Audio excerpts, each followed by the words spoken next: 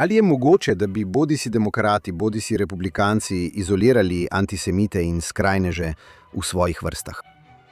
Porast sovraštva do Judov po 7. oktobru ni privedel le do porasta množic, ki Judom grozijo in izvajajo nasilje na univerzitetnih kampusih in ulicah ameriških mest, ampak tudi do premika Overtonovega okna, sprejemljivega diskurza, ki omogoča, da se krvne obtožbe rutinsko pojavljajo v naših političnih razpravah in v osrednjih medijih, kot je New York Times. Ali bodo vmesne volitve leta 2026 prinesle še več uspehov nasprotnikom Izraela in antisemitskim posameznikom? Ali pa bosta politični proces in zdrava pamet ameriškega ljudstva pripeljala do poraza za ljudi, kot sta Graham Platten in Abdul El Sajid, tako kot se je to že zgodilo Thomasu Massiju in Maureen Galindo? Ta teden v oddaji Think Twice se poglobljeno posvečamo politiki ekstremizma z novinarjem in avtorjem Davidom Harsanjem.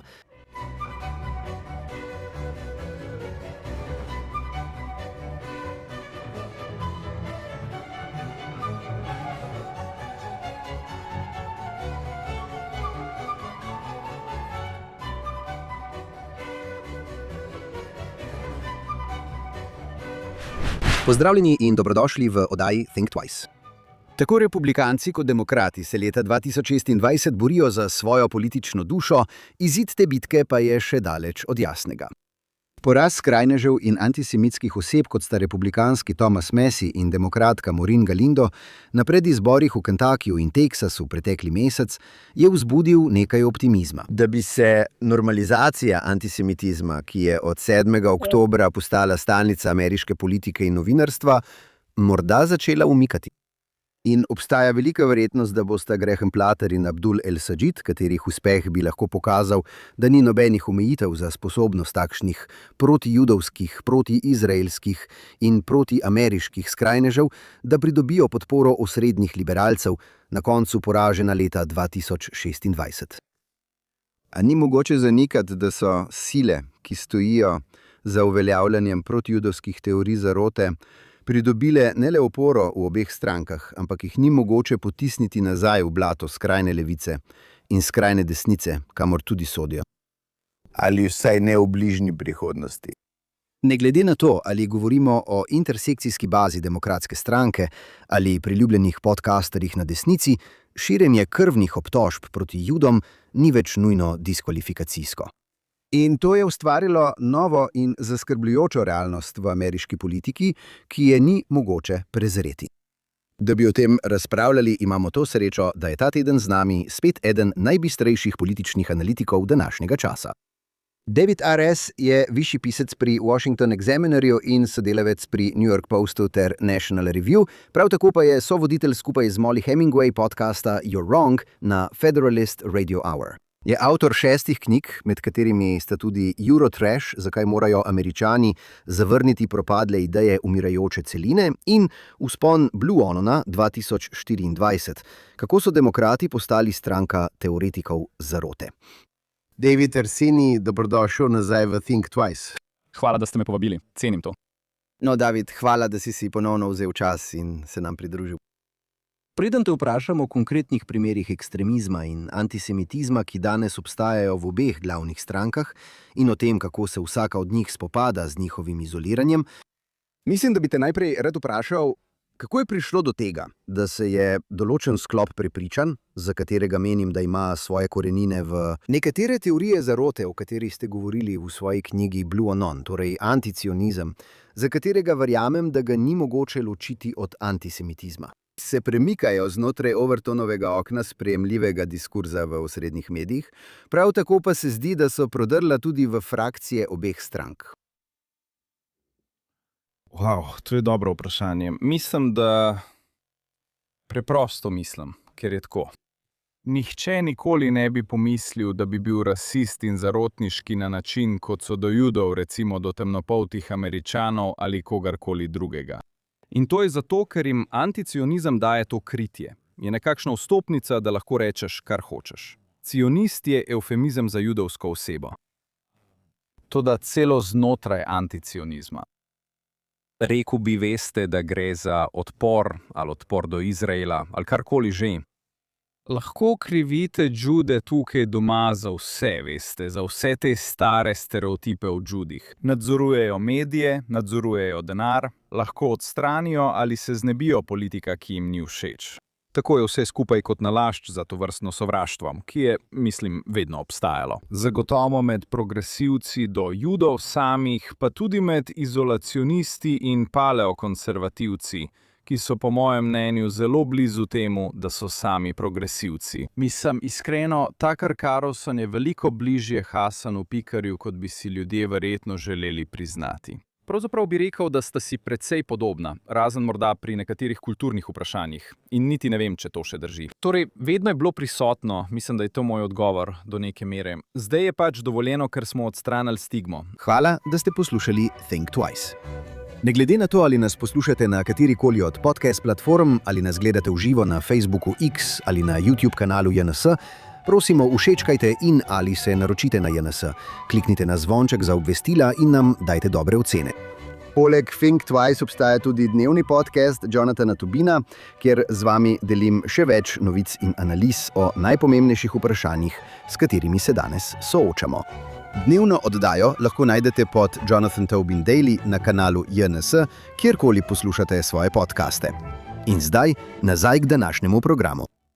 Mislim, da obstajajo posebne okoliščine na obeh straneh, ki to omogočajo. Mislim, da so progresivci zagotovo pod vplivom, nekaterih toksičnih ideologij. Kritične rasne teorije, kolonializma naseljencev, intersekcionalnosti in tudi tipov, kot je Tucker Carlson. In celo ljudi, ki so še bolj nori kot on. Imajo svoj lasten nabor teorij zarote, ki jim omogočajo, da zlahka zdrsnejo v anticionizem in celo antisemitizem, kar jim je zelo enostavno. Ampak oba prideta do istega stališča. Res je. In to ni nič novega. Vsi vemo. Mislim, če pomisliš na to, kako naj to povem. Pri pohodu žensk, gibanju Black Lives Matter ali kateremkoli progresivnem gibanju je bil ta element vedno prisoten. Mislim, da posebej pri pohodu žensk. Vodili so ga ljudje, tipa Farrakhan. Kar se zelo enostavno zlije s tem, kar se dogaja. Mislim, da je to v bistvu skoraj ista vrsta retorike. In med njimi, veste, je bil tisti incident z Rand Paulovim sinom, ko je imel tisti antisemitski izpad. Spomnil sem se tega in za vse skupaj okrivil pijanost. Ja. Ja. Ne grem, veš, ko imam malo preveč, ne grem v to smer, tako da nisem prepričan. Mislim, da je to na nek način kot nekakšen serum resnice. Ampak, veš, spomnil me je, da je Ron Paul imel tista glasila, se zagotovo spomnaš, kjer je bilo polno takih stvari. In to je dedek. On je dedek. Ja. Ja. Torej, dedek, torej. Ti tipi so bili vedno prisotni, zdaj so samo bolj priljubljeni in so pridobili veliko pozornosti zaradi podcasterjev. Ne razumi me narobe, tudi New York Times sodeluje na svoj bolj prefinjen način. Ampak mislim, da ker ste na ta način demokratizirali medije, ni urednikov, ni vam več treba biti subtilni glede tega. In cena za to je zelo nizka. V družbi ni več prave cene, ki bi jo plačal, če si antisemitski. Če si rasist, še vedno obstaja cena, ki jo moraš plačati. Če si antisemitski, praktično ni nobene cene, ki bi jo moral plačati. To počnejo komiki, to počnejo podcasterji in na nek način to počnejo tudi predstavniki osrednjih medijev. Ja, mislim, da to drži. O New York Times bomo govorili nekoliko kasneje v tej oddaji. Zdaj pa bi rad govoril o tem, kako se republikanci in demokrati spopadajo z izolacijo antisemitskih oseb. Antisemitizem je problem tako na levici kot na desnici.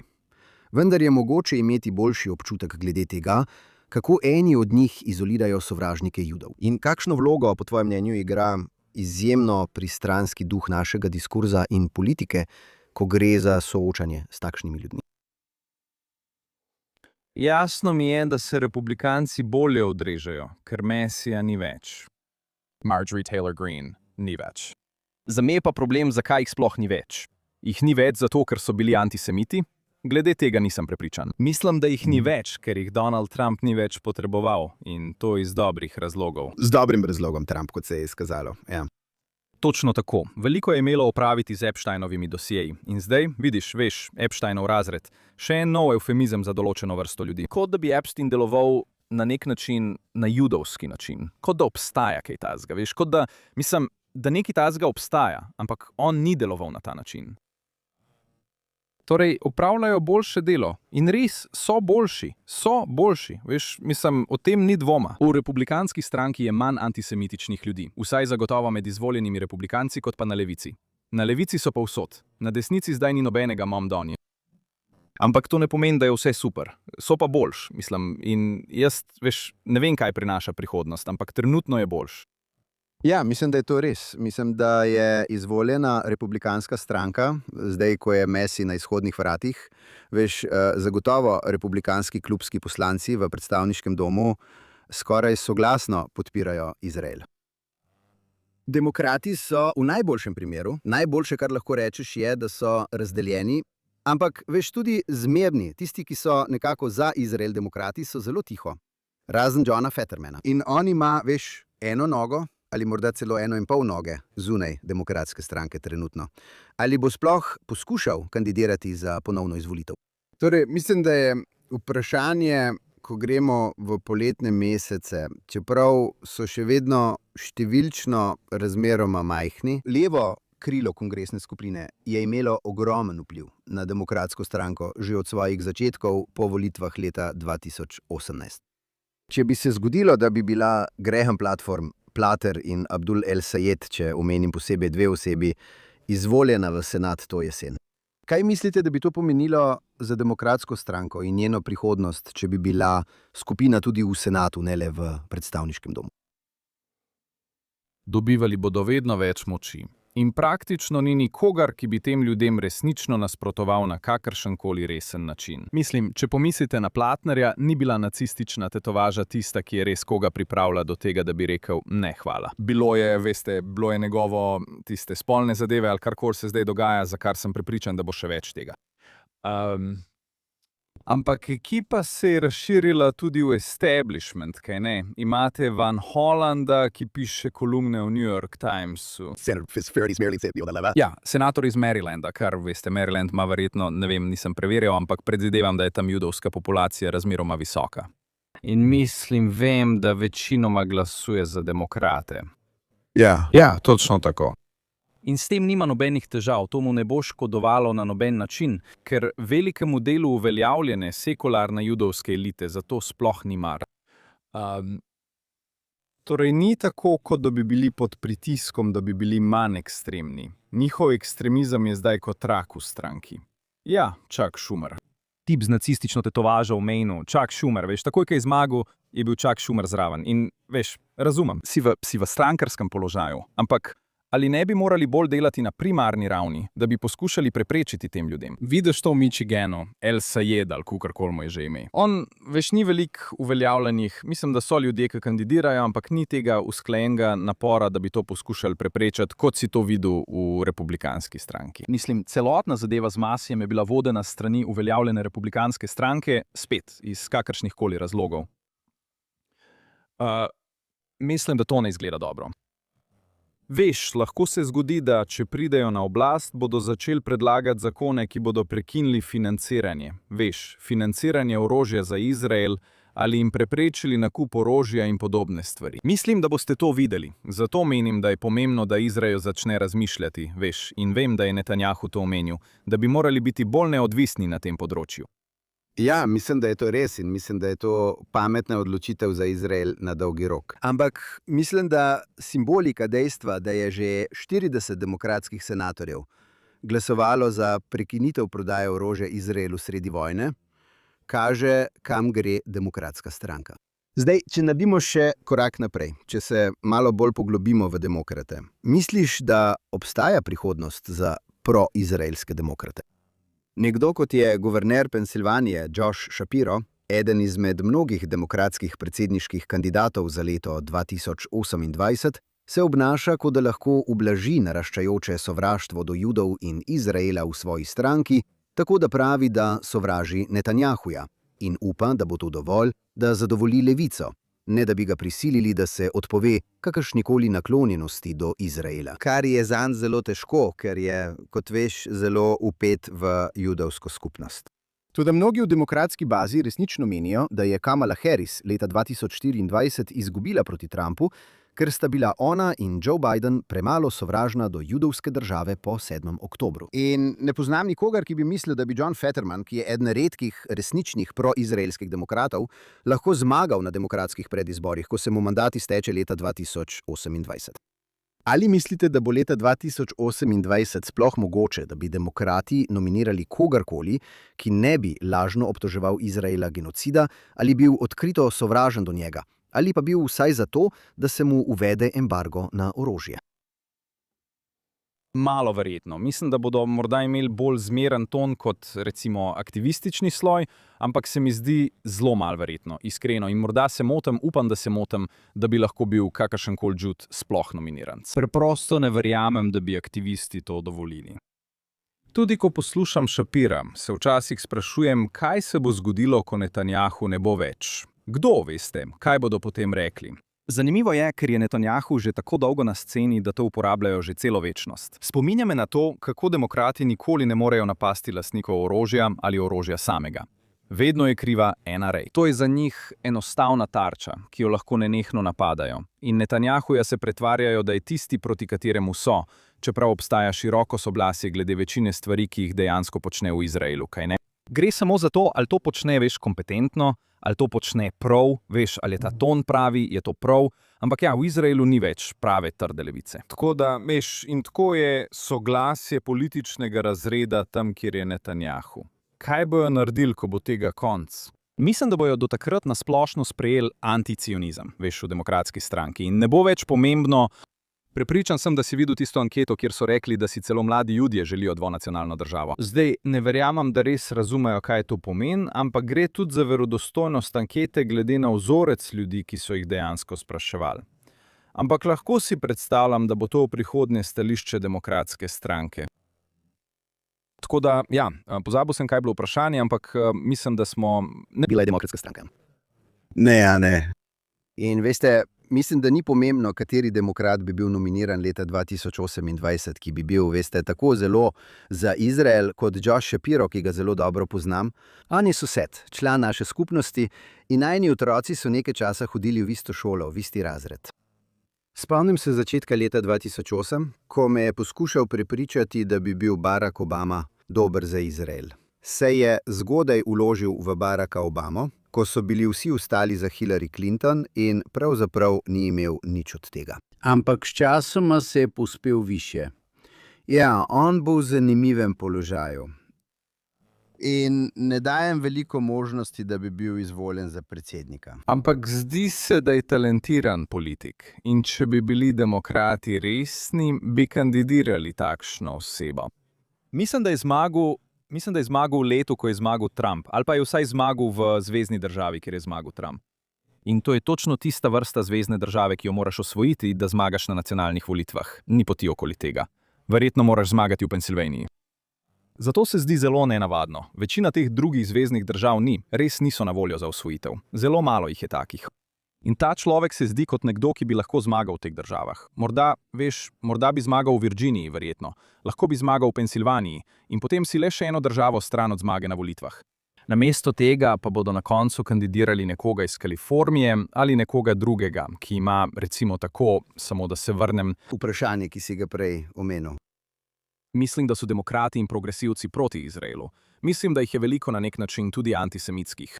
Ampak mislim, da jim Gaza ni tako pomembna, da bi zaradi tega v večini kraja odločalo o glasovanju za kongresnika ali politika. Mogoče v Michiganu drugače, kakorkoli že, ampak tam je to glavna tema, ki jih zanima. Torej, če to postavite na vrh seznama vprašanj, ki so vam pomembna, mislim, da je to velika napaka. Mislim, da večina Američanov o tem ne ve dovolj ali pa jih ne zanima dovolj, da bi to odločalo, komu bodo dali svoj glas. Zato je res nenavadno, da iz tega naredijo tako srednje vprašanje.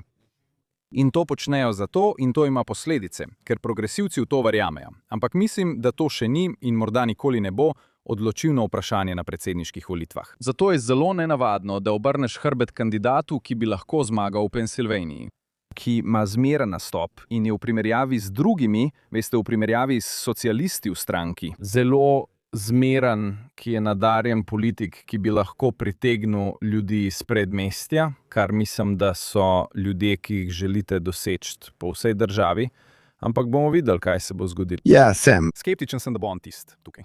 Ja, veš, stvar je v tem, da je res zmagal. Veš, leta 2022 je zmagal na guvernerskih volitvah v Pensilvaniji z veliko prednostjo proti groznemu republikanskemu kandidatu. Verjetno bo letos na letošnjih volitvah za ponovno izvolitev spet zmagal z veliko prednostjo, veš, tudi če bo proti njemu boljši kandidat. Ampak, veš, to je vprašanje, veš, seveda mislim, da večini demokratov po državi ni tako zelo mar za Izrael in Palestince ter Gazo, ampak strankarski bazi je mar za to, veš, intersekcijski bazi je mar. Tako da, mislim, veš, ne vem, veš, še veliko prezgodaj je, da bi začeli napovedovati leto 2028, čeprav bomo morda o tem malo govorili, ampak mislim, da je vprašanje, o katerem razmišljam, veš, znotraj demokratske stranke. V zadnjih 3 volilnih ciklih je nekako strankarski establishment držal krilo Bernieja Sandersa pod nadzorom. Kot da so jim leta 2016 in 2020 odrekli možnost in niso imeli priložnosti, veš, leta 2024. Je leto 2028, veš, leto, ko bo krilo Bernieja Sandersa v demokratski stranki dobilo svojo priložnost. Očitno je pametno, veš, pametna poteza zanje je, da jim tega nikoli ne dovolijo. Veš, nadzorovati predsedniško nominacijo, veš, nominirati nekoga, pa ne bo to Josh Shapiro ali guverner, veš, guverner Marylanda, glede Marylanda, ki je bil, veš, velja za veliko bolj razumnega. Ampak ali bodo to storili, ali se bo to zgodilo znova? Bi se to lahko zgodilo znova v stranki, ki se je močno premaknila na levo, kjer je Graham Platner, veš, ne glede na spolne škandale, veš, resen kandidat za senat. Ne vem, ampak vem pa to. To krilo ima več moči kot kdajkoli prej in ima večji vpliv znotraj stranke kot kdajkoli prej. In lahko potopi kandidate, včasih, če želijo, na lokalnih volitvah in volitvah za senat. Torej se bo njihova moč še povečala. Še vedno ne vem, ali lahko nacionalna stranka dovoli, da nekdo tak kandidira. Zdi se mi, da bi bil bolj primeren nekdo, ki bi lahko na nek način združil obe strani. Morda guverner, veste, morda guverner Kalifornije, morda, ne vem. Trenutno se ne morem spomniti nikogar drugega. Ja, mislim, da je veliko ljudi, za katere ne vemo, kdo se bo pojavil in kdo je resen in kdo ni. Asher ima recimo pravi videz. Ki ima nekako pravi videz. Ja, mislim, stvar je v tem, da so ljudje, ki zdaj šepetajo Aleksandrijo Ocasio-Cortez na uho, da bi morala kandidirati za predsednico, naj ne razmišlja o senatu, naj ne razmišlja o vrnitvi v predstavniški dom. Kandidirajo za predsednico, kdo ve. Ne mislim, da je noro misel, da bi lahko nekdo, kot je ona, zmagal na predsedniških predizborih, če že ne na, veš, splošnih volitvah. Mislim, da bi bila popolnoma uničena. Morda se motim. Ljudje mi pravijo, da je zelo karizmatična. Meni se zdi precej praznoglava. In ni samo to. Progresivne ideje v tej državi še niso priljubljene. Morda nikoli ne bodo, upam, da nikoli ne bodo. Zato svojo celotno agendo prekrivajo z evfemizmi. Poskušajo vas zavest glede tega, kaj stvari v resnici so. Socializem še vedno ni priljubljen. Kulturno šarlatanstvo, ki je zasidrano v tej stranki, večini ljudi ni všeč. Zato ima Gavin Newsom videz nekoga, ki deluje predsedniško, kaj ne? Ampak je še vedno nekoliko čuden. On je še vedno je zagrizan levičar. Ampak AOC je še korak dlje, ne? Ona je socialistka. Tudi uporaba izraza progresiven me nekoliko moti, ampak ga uporabljam, ker tako pač govorimo v tej državi. Ampak tukaj govorimo o marksistih. In preprosto ne mislim, da bo marksizem priljubljen pri donatorskem razredu, veste, mogoče pri nekaterih, kot so ljudje tipa Soros, ampak ne vem, če so še vedno prevladujoče krilo stranke. Bomo videli. Mogoče je to odvisno od teh umestnih volitev. Če vidiš Platnerja, da vztraja in izgubi, a pa če vidiš, da nekateri od teh kandidatov, ki so progresivci, ki zelo upravičujejo teror, ki, veste, sprejemajo vse te skrajno leve družbene teme, zgubijo in jih zanikajo. Senat, na primer, potem je morda tam nekaj spremembe, ampak mislim, da bomo morali počakati in videti. Ja. Zdaj bi se rad obrnil na našo stran političnega spektra in nekoliko podrobneje razpravljal o rasti antisemitizma na desnici. Rezultati anket kažejo, da imajo mladi na desnici negativna stališča do Izraela, čeprav ne v enaki meri kot levica. A očitno to niso samo Tucker Carlson ali celo še bolj nora Candace Owens, ki menita, da je to pot prihodnosti. Sprašujem se, ali je pripravljenost Meghan Kelly, da stopi na njihovo stran in sama širi zarotniške obtožbe proti Izraelu in Judom, znak, da ona in verjetno tudi drugi menijo, da je to prihodnost desnice. Kaj misliš o tem? Ne vem, če je ona, mislim, da je izjema v tem smislu, da bo rekla karkoli za neki klikov. Ne mislim, da je načelna oseba ali nekdo, ki bi o vsem tem resno razmišljal, verjetno v življenju ni prebrala niti ene knjige o Bližnjem vzhodu. In ne pravim, da je neumna, ne mislim, da ima nizek IQ, samo mislim, da ona, veš, preprosto ni načelna oseba na noben način. Medtem ko pa verjamem, da je Taker resnično prepričan v to, ali pa drugi, ki so mu podobni. Mislim, ves čas govorimo o tem, kako jih plačujejo Katar ali druge države, ampak to v bistvu niti ni pomembno. Samo lahko se prepričaš v karkoli, tudi če si plačan. In vse, kar je meni pomembno, je to, kar govoriš, ne. Na koncu je to tisto, kar šteje. Tako da mislim, da vidijo dovolj veliko občinstvo, da jim je to donosno, ne glede na to, ali v to verjamejo ali ne. To ne more prodreti v njihovo dušo. Ampak nisem prepričan, da je to občinstvo, veš, da mladi ne volijo v velikem številu. Ne poznam tega občinstva. Mislim, da veliko tega občinstva. Veš, o tem sem pisal v svoji knjigi o teorijah zarote na levici, ampak mislim, da to velja tudi za desnico. Govorimo samo o nizki ceni antisemitizma. To je edini prostor, kjer lahko res udaraš po boomerjih in njihovih neumnih, zastarelih prepričanjih. To je edini trenutek, ko si lahko tam zunaj, si lahko drzen in doživiš pravi vznemirjenje. Še posebej mislim, da mladi moški res občutijo vznemirjenje, ko lahko rečejo stvari, ki jih v resnici ne bi smeli, ampak veš, ker za to ni hujših posledic. Mislim, da se mi veliko občinstva zdi takšnih. Res ne vem, kakšno je število. Zelo težko je ugotoviti, kako to občinstvo deluje. So to tujci? Koliko jih je v Združenih državah. Vem pa, da je to pomembno in dovolj veliko število, da me skrbi za prihodnost. Samo še vedno nisem prepričan. Ja, še nisem prepričan, da gre za neko res močno gibanje. Zagotovo boste videli, da se bodo mladi nekoliko obrnili proti Izraelu. Ampak spet, mislim, da to ni glavna tema za večino ljudi, ki volijo, mlade ali stare. Jaz tega ne vidim tako. Veste, ni dvoma, da je večina republikancev, mladih in starih, čeprav je to očitno veliko bolj izrazito pri starejših, zelo naklonjena Izraelu. Ko govorimo o evangelikih ali pač, veste, maga republikancih ali komorkoli, kakorkoli se že označujejo, Izrael je veliko bolj priljubljen. Antisemitizem je na desnici redkejši. Veste, praktično je skoraj, izbrisan, nima ravno velike prisotnosti med nekakšnim vladajočim razredom. Ampak mislim, da je ena od stvari, ki sem jih opazil in prepričan sem, da si jih tudi ti, da po vsem tistem prepiru, veste, v Heritageu, veste, pred letom dni ali več, ko je predsednik Kevin Roberts, veste, nekako stal ob svojem prijatelju, veste, Tuckerju Carlsonu, in potem se je vse skupaj zdelo, da se je obrnilo proti njemu. In veste, poskušali so se oddaljiti od tega, veste, nekako na njihovem forumu znotraj te skupine. In videli smo veliko ljudi, veste, mladih ljudi, ki delajo znotraj administracije. Zdelovalo se je, da obstaja resničen tok neke vrste protiizraelskih občutkov. To se je čutilo na več različnih načinov, ampak, veste, bilo je tam. Mislim, da tega ni mogoče zanikati. Vprašanje je, veste, kako razširjeno je to, ampak, veste, to je ena tistih stvari, ki, če jih pustiš pri miru, ponavadi začnejo tleti in rasti.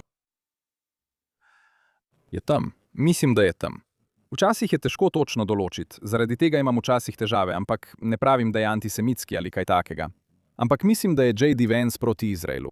Mislim, da je dober vojak, mislim, da je dober podpredsednik, v tem smislu, da podpira predsednika. Ampak veliko stvari, ki jih govori, se mi zdi zelo sumljivih, ko gre za svobodo govora in podobne zadeve. Zdi se, da brani ali zagovarja pravice najslabših ljudi do govora, v kar tudi sam verjamem, Vendar to vedno predstavi tako, kot da jim nekdo preprečuje govoriti. Veš, kot da nekdo preprečuje takerju, da bi povedal, kar želi, ali da bi imel v svoji oddaji antisemita, popolnega, veš, Fuentesa, in potem se pritožuje, da je to nekako proti svobodi govora. Ne, imamo pravico, da se družimo ali pa ne družimo z ljudmi, ki so nestrpni. Imamo tudi pravico, da o njih povemo, kar želimo, vendar se zdi, da on te pravice nikoli ne brani. Vedno izpade neuravnoteženo. To je nekoliko težko razložiti, ker mislim, da je pri tem precej prebrisan in Tucker je njegov prijatelj. Vsi vemo to. Pravzaprav je verjetno podpredsednik zaradi Tuckera Carlsona. Zato me skrbi zanj. Mislim, da je izolacionist, ampak mi tudi ni všeč. Ja, mislim, da je ekonomsko liberalen na mnoge druge načine. Obstaja ta buhananovska struja, vedno je bila prisotna in zdaj je bolj priljubljena kot kdajkoli, ker gre skupaj s protekcionizmom. Gre skupaj z izolacionizmom, seveda, in ima veliko gorečih privržencev. Videl sem, kako Kevin Roberts pravi, da si želi, da bi imel Buchanan prav o vsem. Veš, takrat, ko je kandidiral za predsednika. Veš, nekje v 90-ih, kakorkoli že.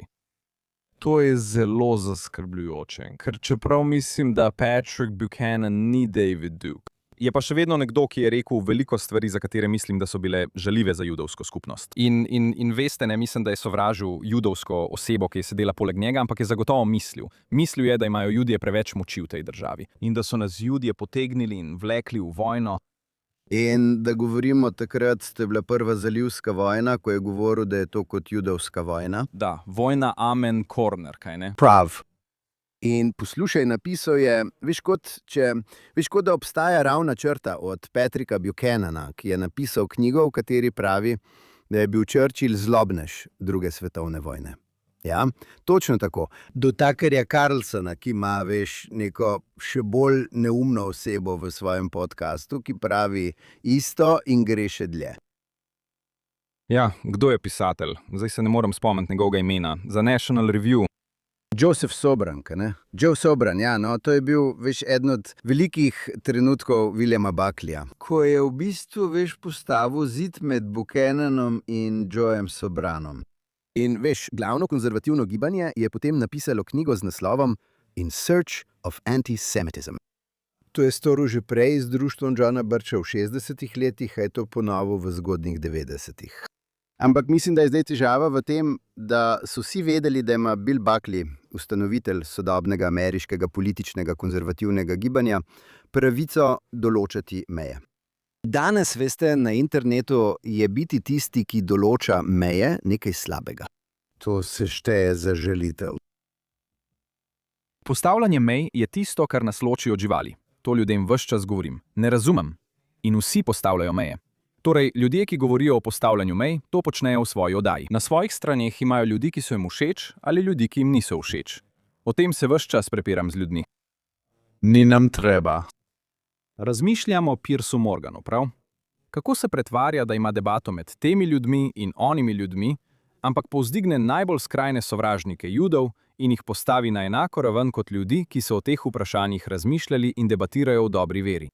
Torej, ta ideja, da moraš povzdigniti najslabšo osebo in jo postaviti proti nekomu, ki je legitimen, ali pa, veš, ljudje rečejo, kdo si ti, da nam poveš, kdo je legitimen, ne?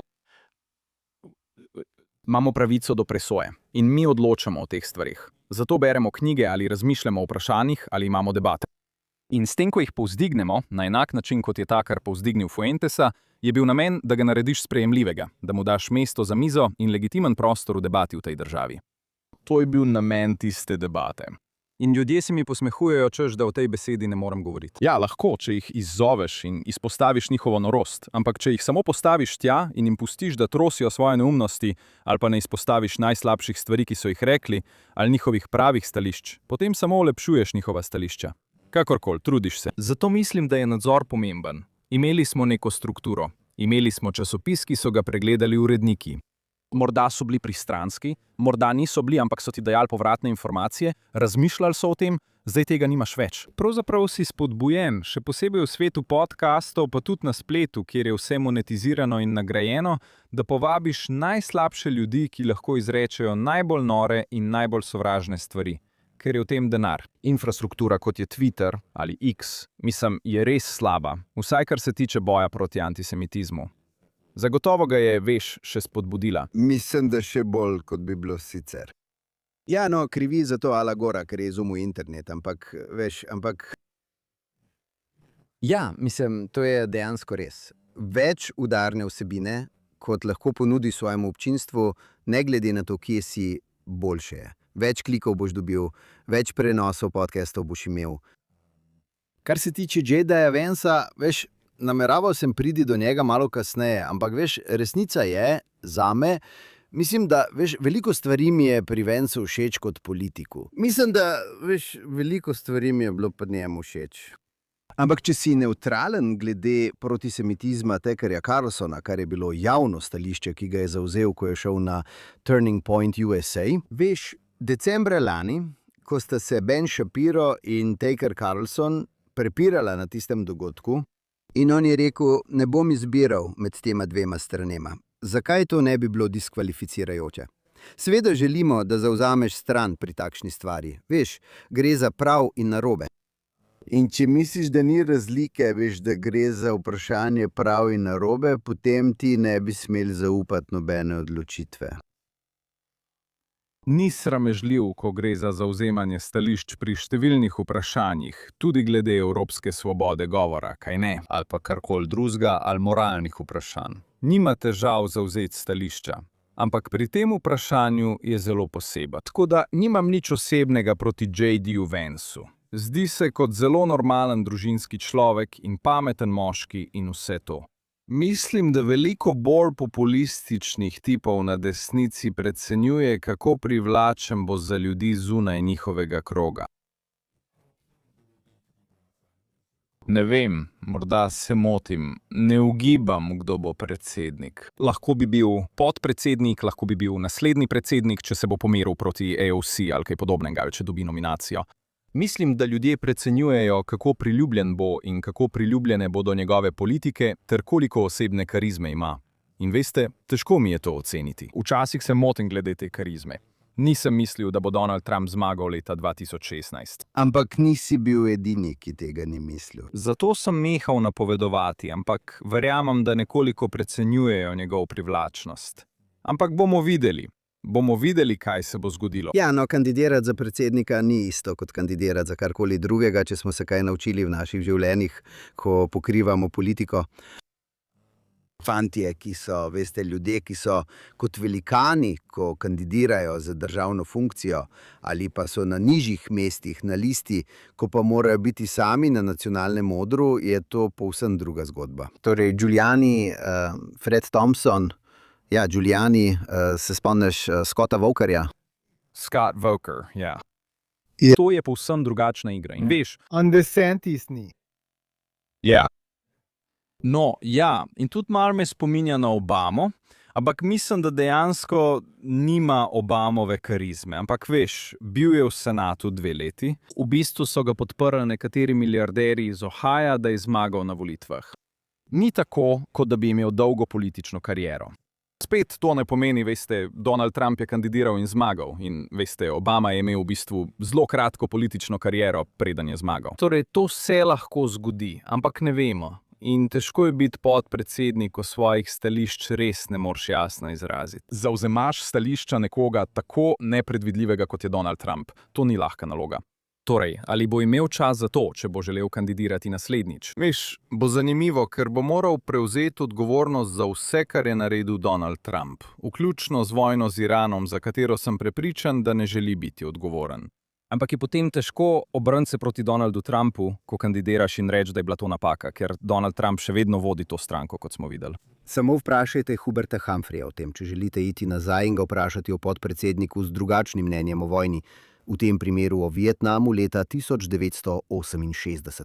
Kakorkoli, to je dober uvod v moje naslednje vprašanje o Iranu. Ankete nam kažejo, da vojna proti Iranu ni priljubljena. In njen vpliv na cene goriva očitno škoduje Trumpu in republikancem pred vmesnimi volitvami. Ne bom vas prosil, da napovedujete, kaj bo Trump naredil, ker je to vedno igra za naivneže. Ampak mislite, da bi konec konflikta z dogovorom, o kakršnem se je javno govorilo, kar bi lahko in bo verjetno predstavljeno kot neuspeh ameriškega prizadevanja in kot to, da se Iranu pusti, da se izogne odgovornosti, lahko kakorkoli pomagalo republikancem. Ali pa, ne glede na dejstvo, da bi bilo dovoliti islamističnemu režimu, da se izogne odgovornosti, katastrofa za ameriške interese.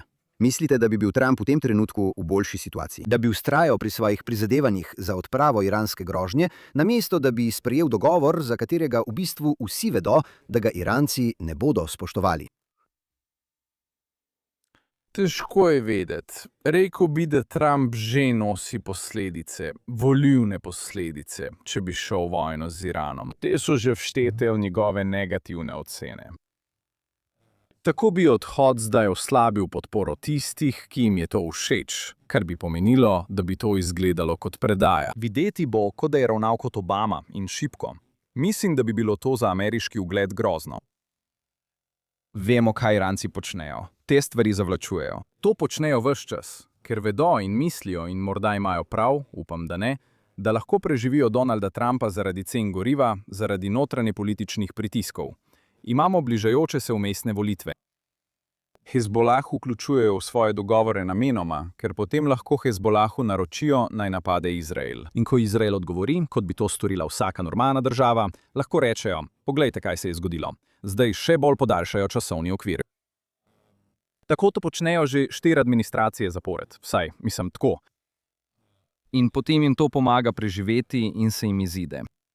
Mislim, da bi Donald Trump, osebno si želim, da bi on dokončal s tem režimom. Ne vem, če je to mogoče, ampak mislim, da predaja zdaj nima nobene politične koristi. Ja, cene goriva so visoke in to bo bolelo. Impact. Če bi zdaj odšli, mislim, da bi bilo to dolgoročno grozno za republikance, grozno zanj, grozno za svet. Torej mora dokončati nalogo. Imel je 4 ključne točke, ko je začel to stvar, ali tik preden jo je začel, ki jih je želel od Irancev. Še posebej številka 1, jedrsko vprašanje. To je treba rešiti, sicer se bomo morali znova vrniti. To se zdi kot popoln neuspeh in vsi ga bojo kritizirali zaradi tega neuspeha in to ne bo dobro niti politično za republikance, niti zanj. Tako je.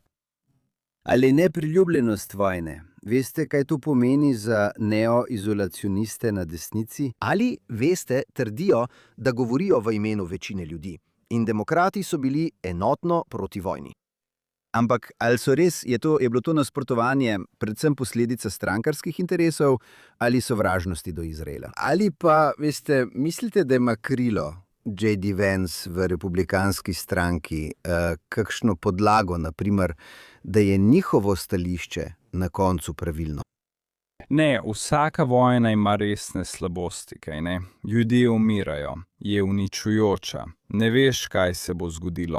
Običajno gre v smeri, ki si je nikoli nisi predstavljal. Tako da biti v izolaciji, to je nekako enostavno, ker se vedno dogaja nekaj groznega, na čimer se lahko pritožuješ. Ampak kar se tiče vojn, mislim, da je bila ta vojna že izbojevana.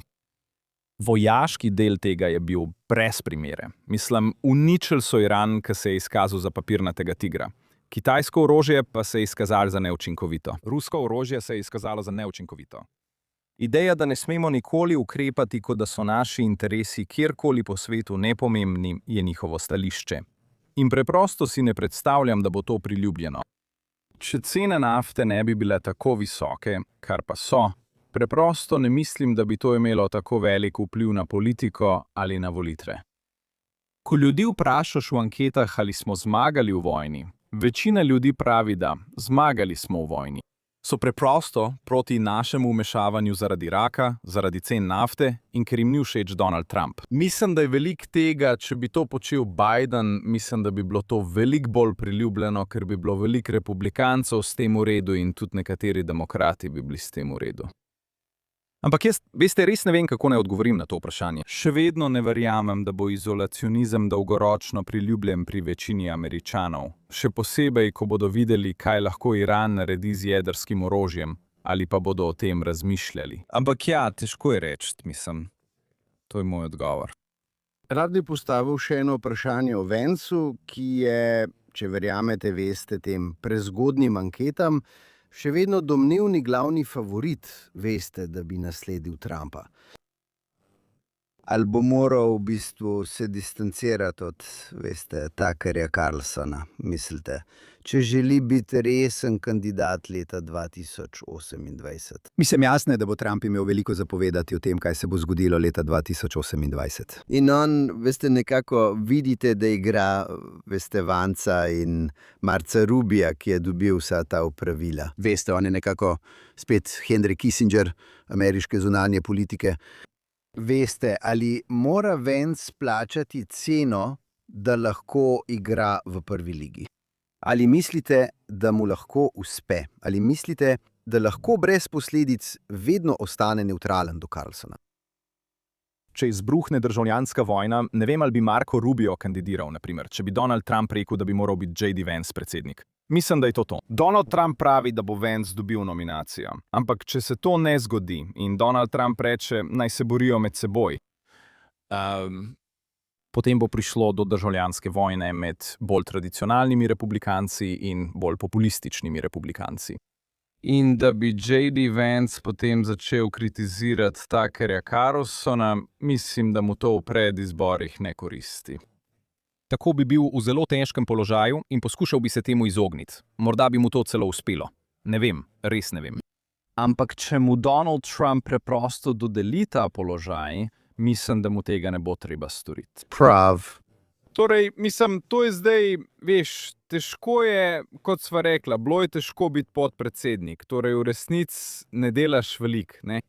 Marco Rubio veliko dela. Marco Rubio je v središču skoraj vsake pomembne teme. Veliko je zunanje politike, seveda, ampak on je vedno tam in podaja argumente, zelo jasne moralne argumente. Ni vse, kar je rekel, bilo popolno, ampak je bil veliko bolj impresiven. In morda je to preprosto posledica tega, da J.D. Vance ni mogel, veste, ni dobil nalog, kjer bi lahko podal te argumente. Ampak očitno ima nekaj zagona. Še vedno smo zelo zgodaj. Tako da upam, da bi imel raje Marca Rubija kot J.D. Vance, seveda.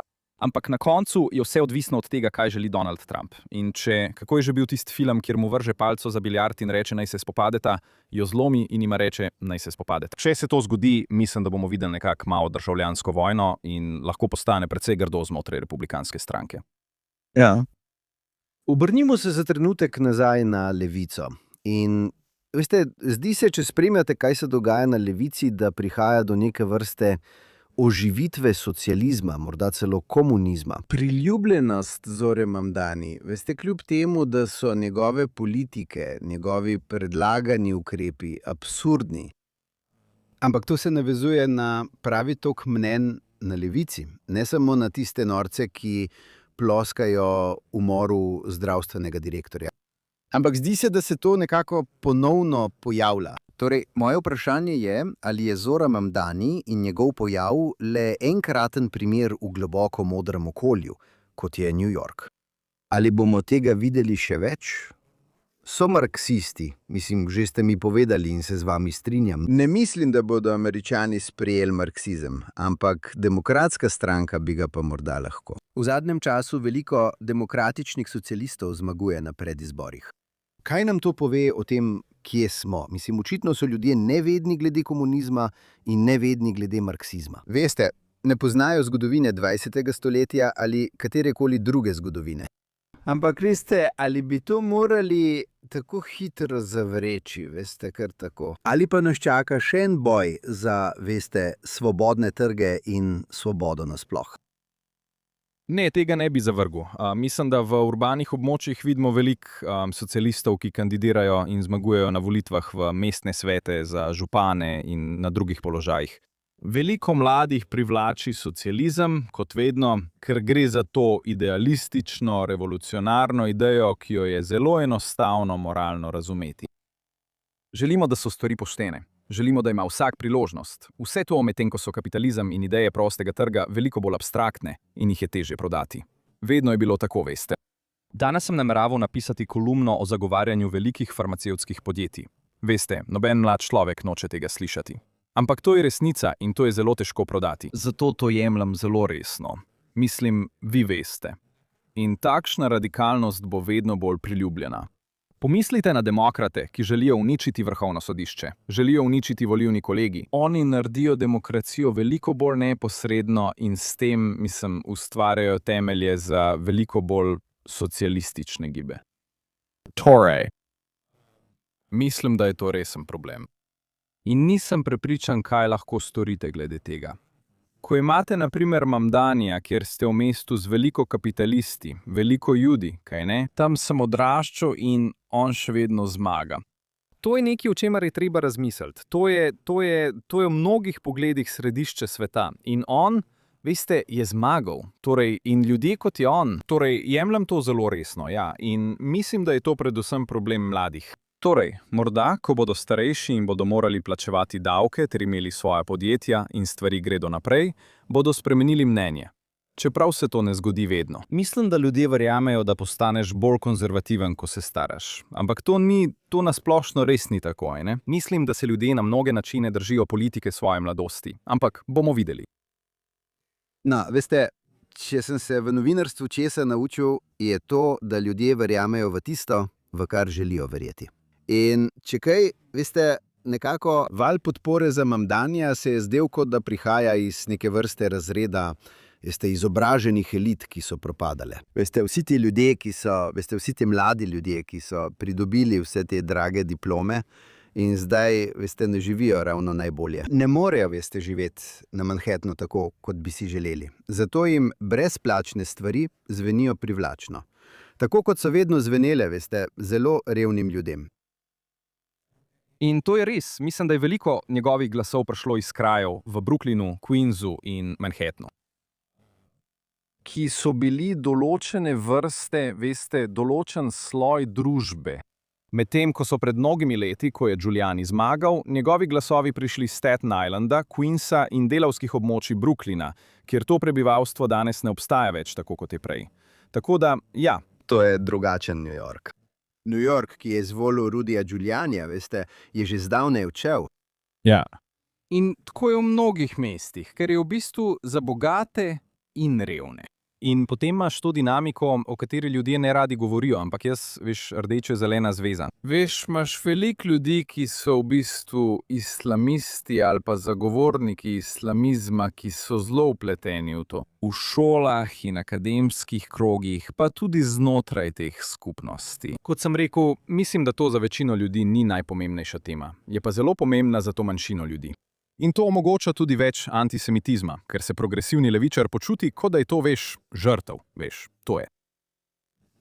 Razred žrtev, veš, oni se preprosto združijo. Vidiš jih v zadrugi v Park Slopu s svojimi kefijami, veš, in rdečimi lasmi. Veliko ljudem to nima smisla, ampak meni je to smiselno, ker je tako že od 70-ih, ko sta PLO in nemški komunisti, veš, skupaj izvajala teroristična dejanja. Ne pravim, da so ti ljudje popolnoma enaki, ampak imajo to je ista zveza med tema dvema silama. In to se dogaja tudi v mestnih območjih in to je nevarno. In zato imaš veliko kandidatov, ki ne bodo šli na izraelsko parado, ampak bo, veš, sprejel vsako radikalno idejo, ki obstaja. Torej, so samo demokratični socialisti, dokler morajo biti. Potem pa so samo navadni komunisti. In mislim, da bi morali biti ljudje zaradi tega zaskrbljeni. Ampak njih zgodovina ne zanima. Ne vem, res ne vem, kako to popraviti. Mislim, da ni to, da ne vejo. Mislim, da jih ne zanima in ne verjamejo, da je to isto. In želijo poskusiti znova. In to bo boj naših otrok in vnukov in tako naprej, ker se to vedno znova pojavlja. Ja. Rad bi se obrnil na drugo temo, da pridemo do zadnje stvari, o kateri želim govoriti, in to je novinarstvo in kaj se je z njim zgodilo v našem času. Kjer imamo celo generacijo mladih novinarjev, še posebej v osrednjih medijih, ki menijo, da je aktivizem isto kot novinarstvo. Bili so indoktrinirani z vsemi temi woke teorijami in jih v resnici niti v načelu ne zanima iskanje objektivne resnice. Želijo samo predstaviti tisto, kar sami želijo povedati, in jih vodi politična ideologija. In zato ni boljšega primera kot New York Times. In pri časopisu New York Times je prišlo že tako daleč, da so pripravljeni objaviti tisto, kar sem jaz poimenoval in mnogi drugi tudi, krvna obtožba proti Izraelu. To ni več samo vprašanje pristranskega poročanja proti Izraelu. Veste, zdaj objavljajo zgodbe, naprimer kolumno Nikolasa Kristofa, 3000 besed dolgo kolumno, ki med drugim trdi, da Izraelci urijo pse, da bi posiljevali Palestince. Kar je noro in, veste, ni potrjeno. Razen strani virov Hamasa. In vendar stojijo za tem. In mislim, da je vredno, veste, da se o tem pogovorimo. Ampak ena od stvari, ki so me presenetile glede te polemike, je bila, da je bila zelo pomembna za ljudi, ki jih Izrael na tak ali drugačen način zanima, vendar nisem prepričan, da je resnično prišla v širšo javnost. Veste, zunaj tega kroga ni postala velika tema. Mislim, da je svet šel naprej in ni rekel, počakajte malo, New York Times se je pravkar sam uničil. Mislim, da veliko ljudi preprosto ni bilo tako vpletenih, kot pravite. Veliko ljudi jih Bližnji vzhod in zunanja politika sploh ne zanimata toliko. Ampak mislim, da bi jih morala skrbeti največja novinarska institucija v tej državi, ki objavlja krvne obtožbe in stoji za njimi. Obstaja razkroj novinarstva v smislu, kot praviš, da je bilo nekoč pristransko. Več let sem delal v precej velikem časopisu in bil je pristranski. Uredniki so bili pristranski, novinarji so bili pristranski in tako naprej. Obstaja razlika med pristranskostjo, aktivizmom in pomanjkanjem resnice. Imeli smo zgodbo o domnevnem dogovarjanju z Rusijo. Zato ni bilo nobene odgovornosti. Večina ljudi, ki so bili v to vpleteni, je še vedno na svojih delovnih mestih ali pa imajo še boljše službe in zaslužijo več denarja. In niso vrnili Pulitzerjevih nagrad. Ne, Brad Kavanaugh, veš, ljudje so še vedno tam, nihče ni plačal cene. Če enkrat za nekaj ni treba plačati cene, je naslednjič to lažje narediti. Torej, kakšna cena? Nick Kristof bo verjetno spet dobil Pulitzerjevo nagrado za to. In čeprav je to prekršilo vse etične kodekse novinarstva, sem to poiskal, šel sem na spletno stran kodeksa novinarske etike in sem šel po točkah eno za drugo. Veš, prepričaj se, da tvoji viri nimajo, veš, nekega namena ali skritega motiva. Veš, če bi pred 20 leti prinesel takšno zgodbo svojemu uredniku, da imajo te ljudje pse, ki posiljujejo ljudi, bi rekel, si nor. Recimo, povabimo kakšne strokovnjake iz kinološkega društva ali kaj podobnega in preverimo, ali je to sploh mogoče. Ampak ne, oni to preprosto objavijo in potem je eden od njih nekako namignil, da je to v redu, ker je bilo na strani mnenj. Ampak to ni res. Kot pisec mnenjskih člankov in to počnem že kar dolg časa, veš, in to je vsaj moje mnenje, moramo še vedno upoštevati pravila novinarstva, ko gre za dokaze in resnico. Imamo pač svoje mnenja. In on je celoten članek predstavil, kot da gre za poglobljeno novinarstvo, čeprav je uporabil 2 Hamasova propagandista in kup anonimnih virov. Sploh ne vemo, ali ti viri sploh obstajajo. Lahko bi si jih tudi izmislil, kolikor jaz vem, ker mu ne zaupam. Zato res ne razumem, kako urednik ni rekel, da je to noro. Ampak mislim, da je tako, da zaradi svojega občinstva dobro zaslužijo. New York Times dobro posluje in njihovo občinstvo je s tem v redu, ker želijo slišati samo tisto, kar želijo slišati. Ne želijo slišati resnice. To se dogaja pogosto, to se dogaja tudi na desnici. In veliko teh podcasterjev je znanih potem. Ampak časopis Times to počne že od 30 let prejšnjega stoletja do neke mere, kaj ne? In jim to uspeva in bodo še naprej osvajali Pulitzerjeve nagrade. In to ne bo pomembno. Ne bodo izgubili veliko naročnikov ali sploh katerega. Morda jih bodo celo pridobili, kolikor vem. No, mislim, Na koncu šteje samo njihov posel. Ja, mislim, poslušaj, časopis Times je bil ustanovljen kot časopis glavne poslovne skupnosti v 19. stoletju. Danes je njihov poslovni načrt, da nagovarjajo levica. Mislim, 90 do 95% njihovih bralcev so liberalci in demokrati, ali pa se označujejo kot levičari. To so njihovi lastni podatki. Veš, mislim, da bi, če bi priklicali, če bi umaknili Kristofov stolpec, kar bi, če bi imeli kakršnokoli integriteto, tudi storili, ali pa bi jih to stalo naročnikov, to bi jih uničilo. Prav. Zdaj zagotovo. In to je tvoje. Tvoje občinstvo bo to verjetno vedelo, ampak morda drugi tega ne vedo. Globoko zakoreninjena proticionistična usmerjenost New York Timesa, ki sega nazaj do njegovega drugega lastnika. In da je bila družina, ki je bila lastnica, vedno proti Izraelu, proticionistična. Zviška so gledali na vzhodnoevropske Jude, ki so prišli v to državo. Vem, da današnji urednik o tem ne razmišlja, ampak obstajajo tradicije. To je kontinuiteta.